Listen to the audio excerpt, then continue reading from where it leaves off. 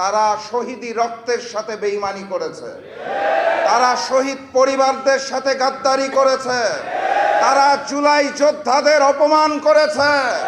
তাদের জানিয়ে দিতে চাই, বাংলার মাটিতে জুলাই বিক্রি হবে না।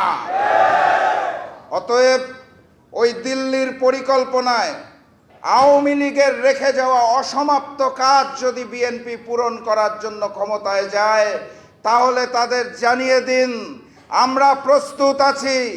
1 জুলাই গিয়েছে, আরেক জুলাই আসবে, আবারও গণঅভ্যুত্থান হবে ইনশাআল্লাহ।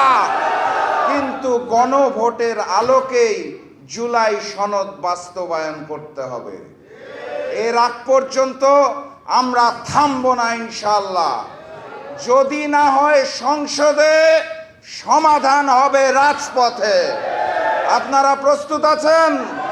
দেখা হবে বিজয়ের মঞ্চে। বিজয়ের পথে যাত্রা শুরু, জীবন অথবা মৃত্যু। আসসালামু আলাইকুম।